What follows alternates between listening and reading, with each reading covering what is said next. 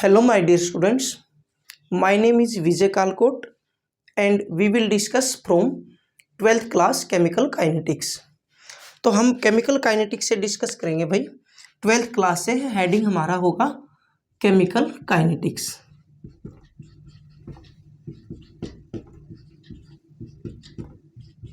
Chemical kinetics ये है भाई यूनिट का नाम, चैप्टर ये आपका।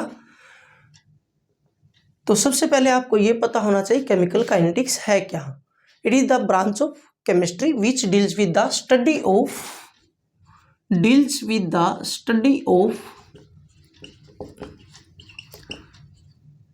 rate of reactions and factors affecting the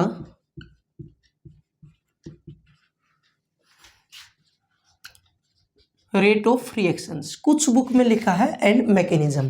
तो मैकेनिज्म क्या है? मैकेनिज्म ऑर्गेनिक वाले नहीं, सिंपल मैकेनिज्म। तो सबसे पहले हमने समझना है rate of reaction, what is rate of reactions. उसके बाद हमने अच्छे से समझना factors affecting the rate of reactions. तो सबसे पहले हम समझेंगे रेट ऑफ रिएक्शन। तो देखिए, जैसे हमारे पास कोई रिएक्टेंट है और किस में कन्वर्ट हो गया? प्रोडक्ट में। तो उस टाइम क्या होता है, जब भी रिएक्टेंट कन्वर्ट हो रहा प्रोडक्ट के अंदर, तो कंसंट्रेशन ऑफ रिएक्टेंट क्या होगी? डिक्रीज होती रहती है। और कंसंट्रेशन ऑफ प्रोडक्ट क्या होती है? इंक्रीज होती रहती है। यहाँ पर कंसंट्रेशन से मीनिंग समझना है स्टूडेंट्स मोलरिटी से। वैसे सारी कंसंट्रेशन होती है, जनरल कंसंट्रेशन कहे तो क्या है? मोलरिटी। ठीक है, moles per litre. Moles per litre unit क्या होगी आपकी? Moles per litre. किसकी? कंसंट्रेशन की। ये कंसंट्रेशन की यूनिट लिखिए भाई, रेट ऑफ रिएक्शन की नहीं। अब देखो, दो बातें आपको समझ आई, यानी कि रिएक्टेंट की कंसंट्रेशन डिक्रीज होती है और प्रोडक्ट की इंक्रीज होती है। जैसे जैसे रिएक्टेंट डिकम्पोज होगा वैसे वैसे क्या प्रोडक्ट क्या होगा? फॉर्म्ड होगा। इस एक ग्राफ से समझो थोड़ा। हाँ, this is time coordinate and this is concentration coordinate. अब टाइम 0 है स्टार्टिंग में, तो रिएक्टेंट की कंसंट्रेशन होती है 100%। टाइम के अकॉर्डिंग क्या होती है? डिक्रीज होती जाती है। This is the concentration of reactant and product की कंसंट्रेशन 0 होगी, ये टाइम के अकॉर्डिंग इंक्रीज होती जाएगी। इस तरीके से चलेगी। एक स्टेट ऐसी आ जाएगी, यानी कि ये कांस्टेंट हो जाएगी इस तरीके से। जहाँ पे कांस्टेंट होगी वहाँ पे इक्विलिब्रियम पॉइंट आ जाता है। कौन सा पॉइंट आ जाता है? इक्विलिब्रियम, जो कि 11th क्लास में डिस्कस किया था आपने। यहाँ नहीं पढ़ना, हमने बस ये देखना है रेट ऑफ रिएक्शन, यानी कि किस स्पीड से, किस तरीके से, यानी कि टाइम के अकॉर्डिंग कैसे कैसे कंसंट्रेशन का चेंज हो रहा है। तो रेट ऑफ रिएक्शन की डेफिनेशन क्या बनेगी? Rate of reactions, change in concentration divide by change in time. यानी कि टाइम के according with respect to time concentration change कैसे हो रही है। आप रिएक्टेंट पे भी निकाल सकते हो और प्रोडक्ट पे भी निकाल सकते हैं। तो देखिए, हम दोनों पे देखते हैं। मान लो आपने निकालनी है रिएक्टेंट के ऊपर, तो क्या होगी? रेट ऑफ रिएक्शन,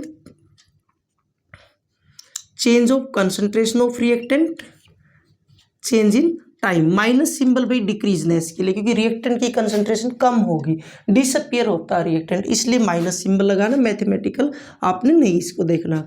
अब इसमें चेंज देखोगे तो चेंज क्या होता है? फाइनल माइनस इनिशियल, यानी कि देखो minus R2 minus R1, T2 minus T1।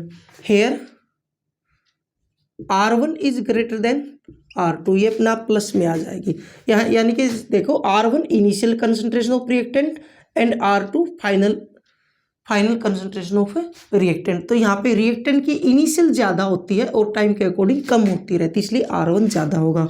अब हम निकालते हैं with respect to product. Product के अकॉर्डिंग क्या होगी? Change in concentration of product with respect to time.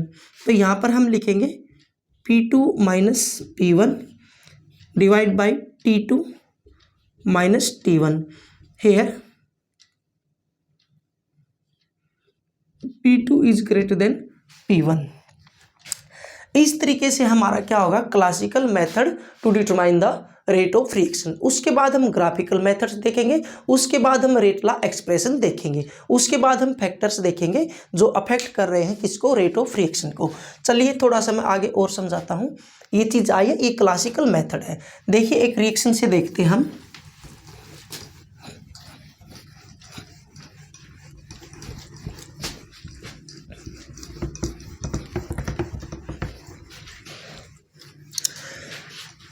देखिए जैसे हमारे पास कोई भी एक रिएक्शन है,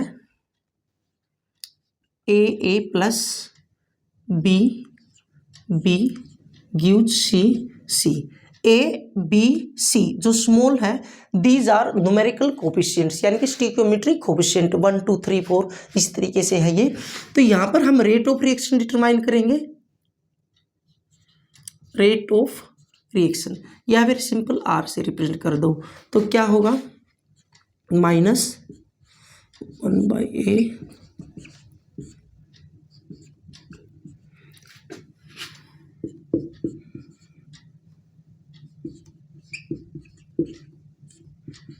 change in time is equal to 1/c। देखिए स्टूडेंट्स, आपने जो कोफिशिएंट है ना, ये हमारा मेथड है और ये आगे आपको न्यूमेरिकल में समझ भी आएगा। यानी कि ये हमारा इस तरीके से हमने निकालना है।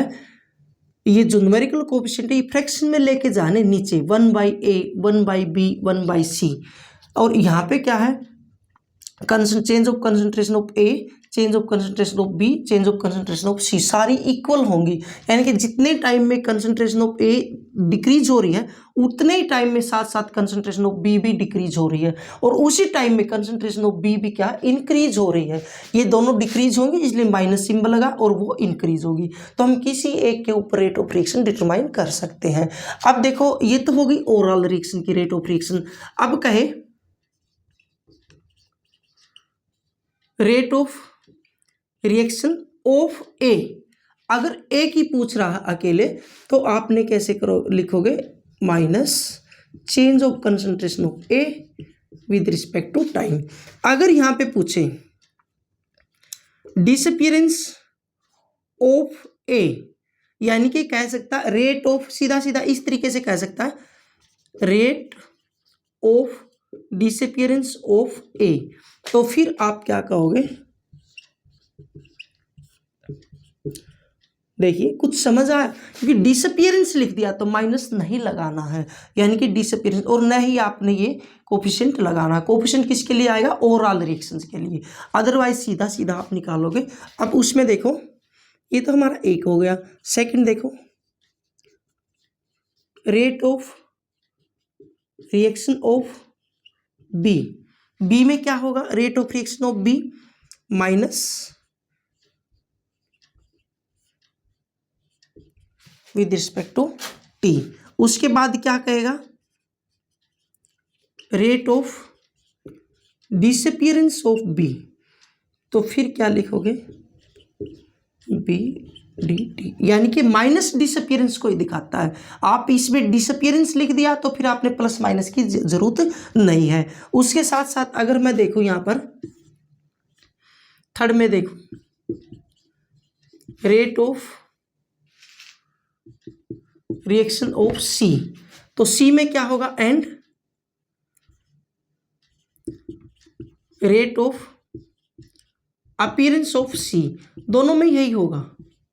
यानी कि प्लस तो माइनस तो आएगा नहीं, प्लस ही लिखना आपने, दोनों में ये सीधा सीधा आ जाएगा इस तरीके से। ये ध्यान रखना है स्टूडेंट्स। मैं क्या बताना चाह रहा हूँ, मैं बताना चाह रहा हूँ overall reaction, rate of reaction निकालोगे तो कोफिशिएंट लेने आपने, अदरवाइज एक एक के रिएक्टेंट के रिस्पेक्ट में निकालना तो आपने सीधा सीधा लेना, कोफिशिएंट नहीं लेना है। डिसअपीयरेंस लिखा तो माइनस नहीं है, अपीयरेंस लिखा तो प्लस नहीं लिखना, अदरवाइज यहाँ पे तो प्लस लिखने की जरूरत ही नहीं है, दोनों में ये होगा। ये हम इस तरीके से मेथड लगाते हैं, क्या डिटरमाइन करने के लिए, रेट ऑफ रिएक्शन। चलिए एक एग्जाम्पल देखते हैं हम। एग्जाम्पल किस तरीके से होगा,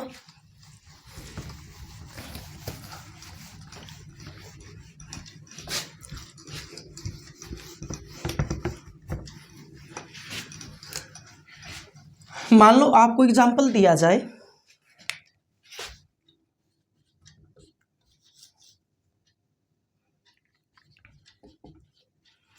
rate of disappearance of H2, disappearance of H2 is 2 into 10⁻³ molar per second.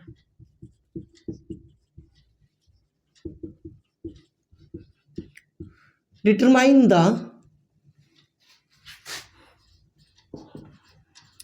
rate of appearance of NH3।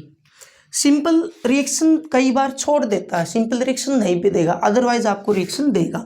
Balanced reaction लेनी है आपने।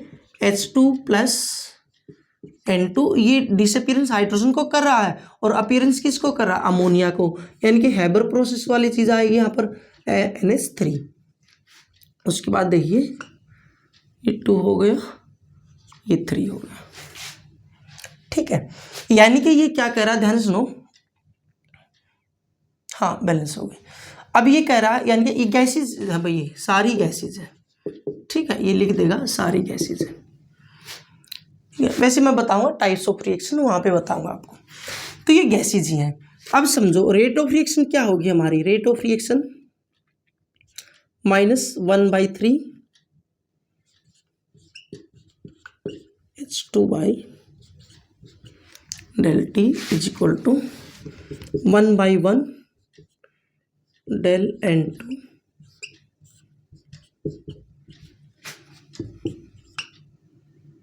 यहाँ माइनस,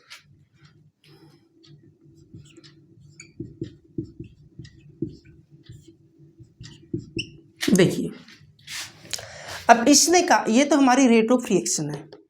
अब इसने क्या कहा, रेट ऑफ डिसअपीयरेंस ऑफ ए दिया, रेट ऑफ डिसअपीयरेंस दिए H2, यानी कि ये नहीं है, ये दिया है यहाँ पर, ठीक है।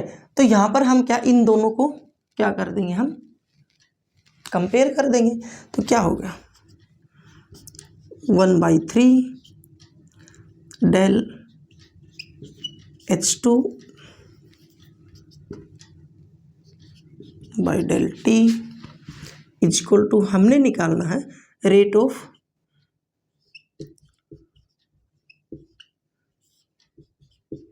Appearance of NH3। Rate of appearance of NH3 का मतलब हमने ये निकालना भाई, del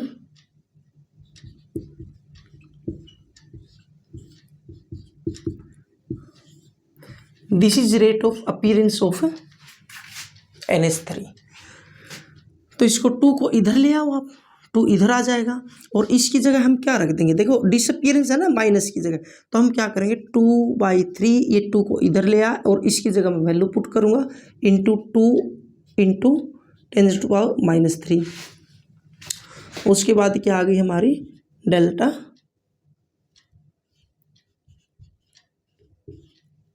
NH3/Δt। This is rate of appearance of NH3। इसको कट रहा तो काट दो, अदरवाइज क्या है, कितना हो गया हमारा 4/3 इंटू 10⁻³, ठीक है, is equal to del NH3/Δt, ठीक है। यूनिट क्या होगी, यूनिट स्टूडेंट्स वही होगी, मोलर पर सेकेंड। यूनिट क्या होगी हमारी, मोलर पर सेकेंड। इस तरीके से आप इसको कैलकुलेट करोगे। ध्यान से देखो, ये तो ओवरऑल है, फिर हमने दोनों को कंपेयर कर दिया, इसको और इसको, इसको और इसको, क्योंकि ये दिया है, ये पूछ रहा है। अब ध्यान दो, दिया इसने 1/3 नहीं है, इसने ये दिया, डिसअपीयरेंस का मतलब इतना है, इतना हिस्सा दिया, उसकी जगह मैंने वैल्यू रख दी, ठीक है। उसके बाद डिसअपीयरेंस कह रहा, माइनस की जगह माइनस, ये यहाँ पर आ गया और यहाँ पर हमने क्या किया, 2 को इधर ले आए और ये आ गया अपीयरेंस ऑफ द अमोनिया, ठीक है। चलिए एक एग्जाम्पल और देखते हैं।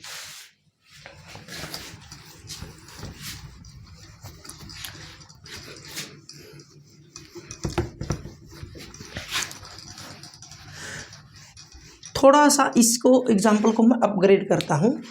तो एग्जाम्पल हमारा है,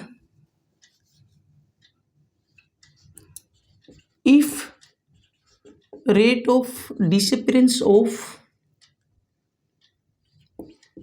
SO2 is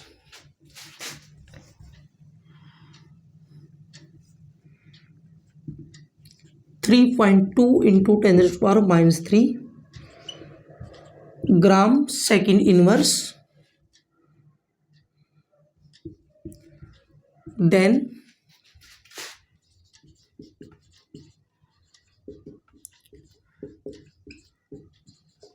determine the rate of appearance of SO3 in gram second inverse. देखिए स्टूडेंट्स, थोड़ा हा लेवल मैंने इंक्रीज किया है, ठीक है। तो यहाँ पर मैंने आपको सिखाया था change in concentration. Change in concentration क्या? मोलरिटी। मोलरिटी में चेंज क्या होना था? मोल। चेंज होने थे मोल। यहाँ पर इसने क्या दे दिया है? वेट। तो वेट देने के लिए आपको सबसे पहले क्या, पहले तो रिएक्शन देखो। रिएक्शन क्या हमारी? SO2 plus O2 gives SO3, यानी कि यहाँ पे हम लगा देंगे 2, यहाँ पर भी 2 लगा देंगे। ये होगी बैलेंस 2 2 4, हाँ ठीक है, बैलेंस हो गया इस तरीके से। अब देखना इसने दिया क्या है? Rate of disappearance of SO2 कैसे? Minus del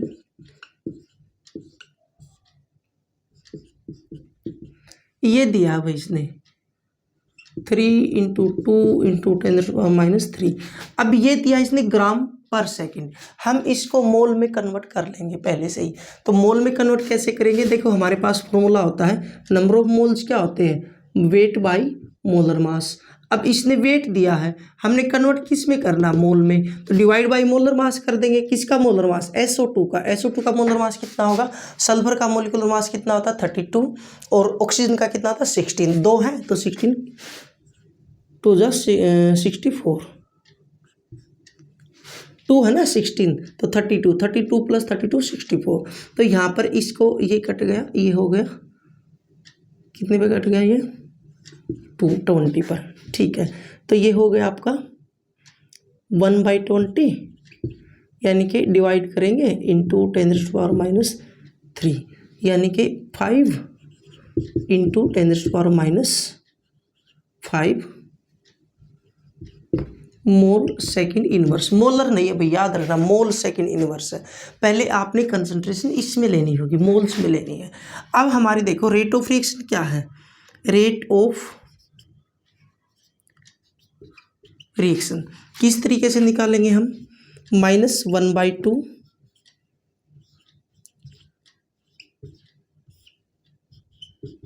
del T is equal to -1/1 change in concentration of O2 divided by T is equal to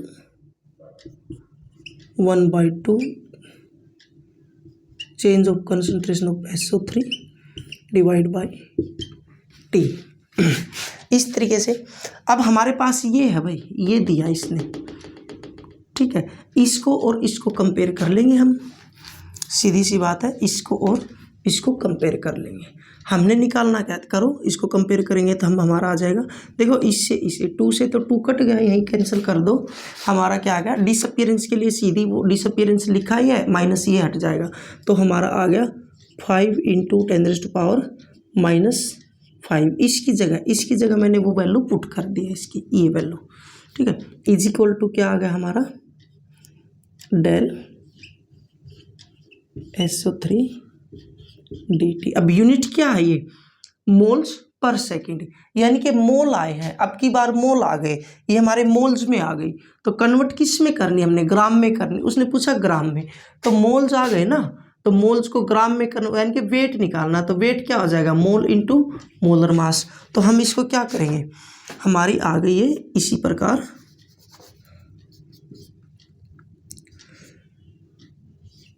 change of concentration of product with respect to time 5 into 10⁻⁵ into molar mass, किसका molar mass, appearance निकालना है ना, ये तो किस में आ गई, moles per second में मोलर मास निकालना, तो मोलर मास किसका, SO3 का, सल्फर का 32 और 16 3 जा 48 यानी कि 18, ठीक है, ये इतना आ गया, किस में आ जाएगा, ग्राम पर सेकंड। तो इस तरीके से हम क्या निकाल सकते हैं, यानी कि याद रखना मोल्स में कन्वर्ट करना, पहले इसको भी मोल्स में कन्वर्ट करना है, उसके बाद क्या यहाँ पे मोल्स में रख के फिर वापस इसको ग्राम में वेट में कन्वर्ट कर देना। इस तरीके से हम कैलकुलेट कर सकते हैं, ठीक है। उसके बाद 3 टाइप की रिएक्शंस होती हैं, extremely slow reaction, average reaction और इंस्टेंटेनियस रिएक्शन, उसको हम आगे डिस्कस करेंगे। Thank you.